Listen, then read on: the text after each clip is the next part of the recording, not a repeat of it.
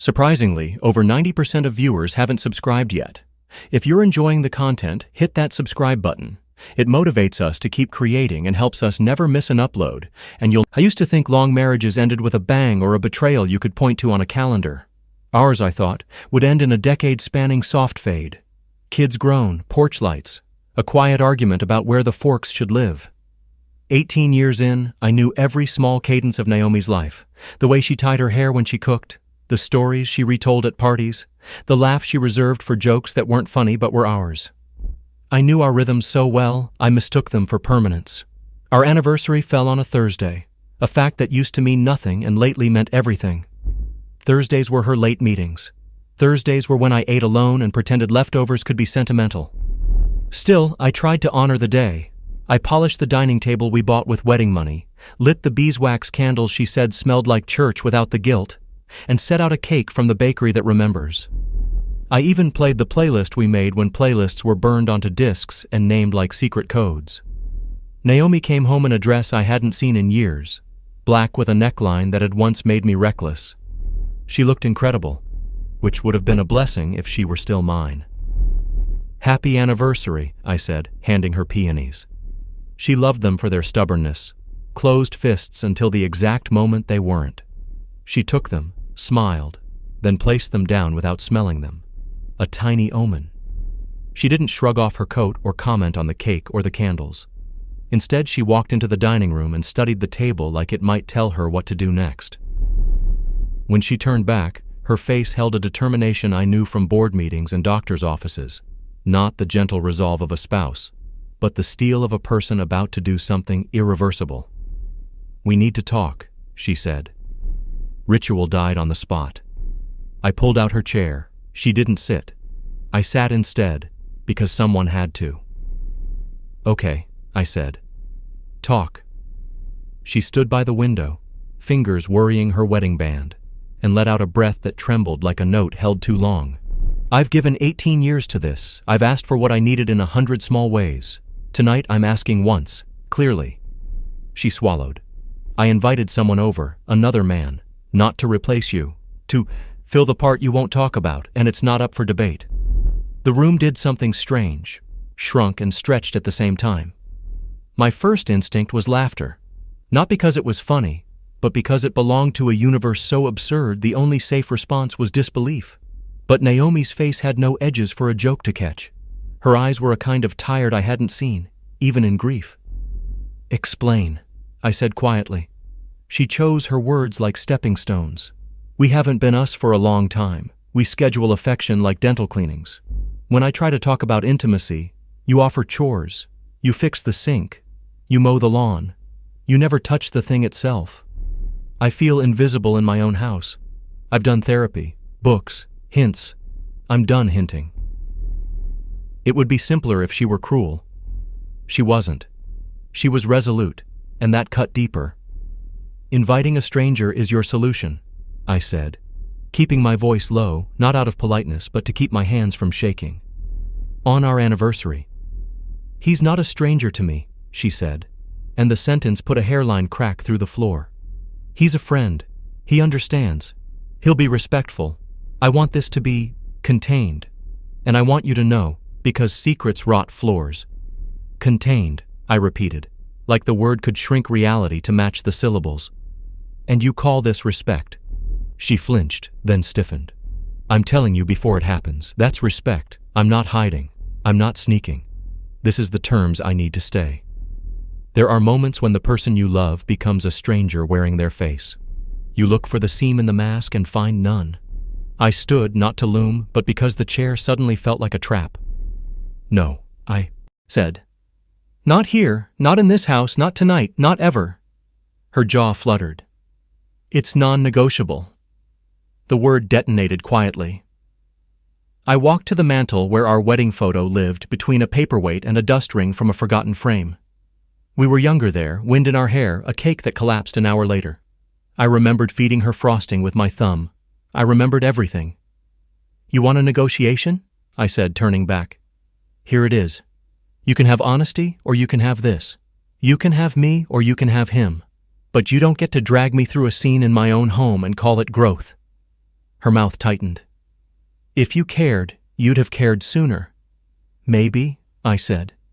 Maybe I should have listened harder, reached sooner, said yes more often, but this... I gestured toward the door, toward the night that suddenly felt crowded. This is not care. This is a dare.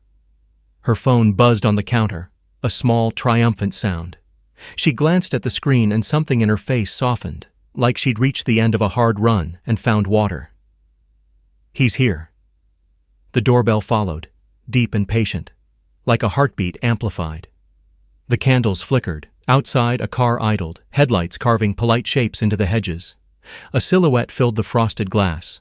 Broad shoulders, coat collar up, a dark figure made dense by the porch light behind him.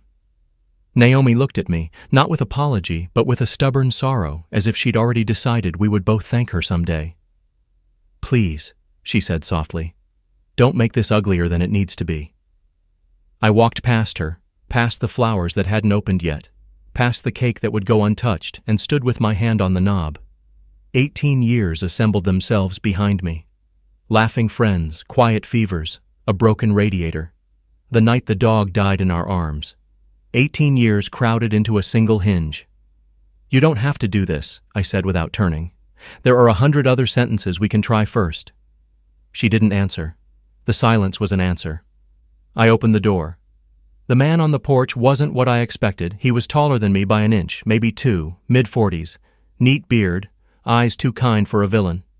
He held his hat in his hands. He didn't smirk. He looked like a person who fixes broken things for a living. Ethan, he said, using my name like a hand extended across a chasm. I raised a palm, and he stopped. Before you step inside, I said, voice steady. Understand where the line is. You are not entering my home, not tonight, not for this. He glanced past me toward Naomi. She nodded once, mouth tight. His shoulders dipped with the knowledge that whatever script he'd been given had just been revised. He shifted his weight, and in that movement I saw nerves, not arrogance.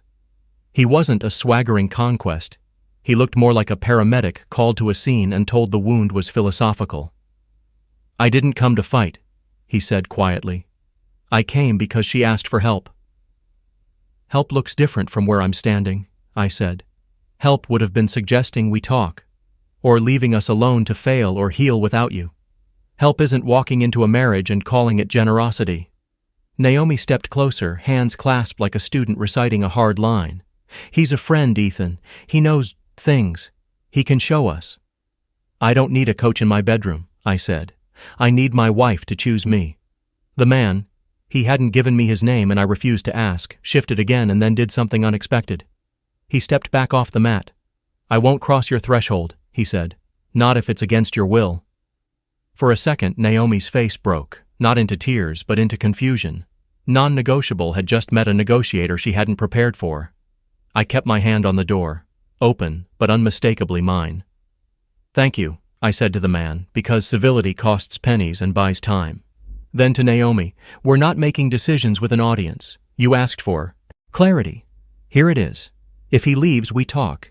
If he stays, I call a locksmith and a lawyer before the cake slumps. The three of us stood in a little universe of porch light and candle glow and hard edges. Somewhere down the block, a dog barked at its own reflection. The night waited. The man put his hat back on. I'll be in the car, he said, and retreated down the steps like a person leaving a hospital room with a prayer he didn't know how to say. Naomi's breath shuddered out of her. She looked smaller than she had a moment before, as if the certainty had been keeping her upright. You're making me choose, she said. No, I said. You already chose. I'm just asking you to do it where the lighting is honest. Her eyes flashed with hurt and something that wasn't quite anger. If I send him away, you'll just say you can't forget. If I let him in, you'll say you can't forgive. So tell me how this isn't a trap. It's a boundary, I said, and a boundary is only a trap to someone who wants to ignore it. She pressed her lips together until they whitened, then nodded toward the driveway. He'll wait, she said, as if that were merciful. We should talk. I closed the door softly, and the click felt like a bell that only I could hear. We stood in the hallway between our kitchen and the entry table where we dropped keys and mail, and sometimes, for a decade, our heads against each other's shoulders. Start where it's true, I said, not where it's easy. Naomi stared at the floor, at the pattern of the wood we chose together the summer we learned the difference between walnut and walnut stain. When she finally spoke, her words didn't come out sharp, they came out tired. I feel undesirable, she said, not because of you, because of time, because of how we turned love into logistics. I keep asking for more, and you keep offering chores. I'm drowning in polite. He made me feel like air. I stood there and let the confession make a place in the room. It didn't excuse the invitation she'd sent into our house. It didn't undo the bell. But it was more honest than non-negotiable, and that meant something. I can't fix 18 years in a speech, I said. I can't become a different man because you found a shortcut. But I can tell you this. If you let him in here, whatever we were is a story we tell other people with euphemisms. If you send him away, we can decide whether the two of us are still willing to do the unfashionable work of choosing each other without spectators. Candles guttered. The cake leaned. Outside, the car idled like a clock. Naomi moved to the window and looked out at the silhouette in the driveway. She lifted her phone. Her thumb hovered. Then it landed. A message fired into the night. The car's headlights blinked twice. The engine quieted. The big dark figure stepped out, lifted a hand in apology toward the house he never entered, and disappeared down the street. Naomi put her phone face down on the table between us, like a small surrendered weapon. She didn't speak. Neither did I. We stood in the pause that comes after a door that never quite opened. What happened next, no one in our lives could have expected. Not because it was dramatic, but because it was disciplined. Because it would turn out that revenge, if that's what you want to call it, doesn't need shouting. It needs records, boundaries, and a calendar. But that part began the following morning. Tonight, we sat across from each other at a table set for a celebration that had become an audit, and I poured water instead of wine. We'll talk, I said, and then we'll decide. Decide what? She asked, voice barely above the candle's last flame. Whether this house keeps 2 sets of keys, I said. The night finally exhaled, and somewhere in the distance, tires hissed on wet pavement, carrying away a choice that had almost been ours to regret forever. The man on the porch had broad shoulders that blocked the light, a shadow stretching long across the entryway. He wasn't smiling. He didn't look triumphant or smug. He looked prepared, like someone who had been given a role and had convinced himself he was ready to play it. Naomi hovered behind me, her breathing uneven, her hand clutching her phone like it was a lifeline. "Please, Ethan," she whispered, "don't make this harder than it has to be." I didn't answer her. I kept my eyes on him. The air between us was heavy, not with violence yet, but with the kind of weight that comes before something irreversible. "You're not stepping into my house," I said finally, my voice low but clear. "Turn around. Walk away." He hesitated, eyes flicking from me to Naomi. She gave the smallest nod, urging him forward. That nod nearly broke something inside me. Not because it was betrayal, but because of how casually she gave it, as if 18 years of marriage could be dismissed with a single tilt of her chin. He took one step forward. I didn't move from the doorway, but my presence made clear the line he couldn't cross. "Don't," I warned. "If you step across this threshold, there will be no coming back for either of you." For a moment, I thought he might push through anyway. His jaw tightened, his hand flexed at his side, but then he caught something in my stare. He froze, then slowly stepped back. He wasn't a coward, just not willing to walk into a storm he couldn't measure. "I didn't come to fight," he said, his voice steady but unsure. "She asked me to come. I thought—" "You thought wrong," I cut in. "You thought this was about you. It's not. It's about a woman who couldn't face her own emptiness and decided to drag a stranger into her marriage to patch it." Naomi gasped, her face paling. "Don't you dare put this all on me." "Where else does it go?" I asked, turning toward her, my tone calm but slicing. "On him? He doesn't belong here. On me. I've given you every year I had to give. If you're empty, it's because you traded what we had for this circus." Her lips trembled. "I just wanted to feel alive again." "And you killed everything in the process," I said. The man shifted uncomfortably, glancing back at his car. He looked less like a savior now, and more like someone who had wandered into the wrong play. Without another word, he stepped off the porch and walked back down the driveway, leaving only his shadow behind. The silence that followed was worse than shouting. Naomi's breath was ragged, her hands shaking as she clutched the flowers I had given her hours earlier. "You've ruined everything," she hissed. "No," I said, voice calm. "I saved myself from it." That night, she slept in the guest room. I stayed awake an hours, staring at the ceiling, realizing that the man at the door wasn't the end of us. It was the revelation of what we had already lost. By morning, I had decided. This wasn't going to be a war fought with screaming or broken dishes.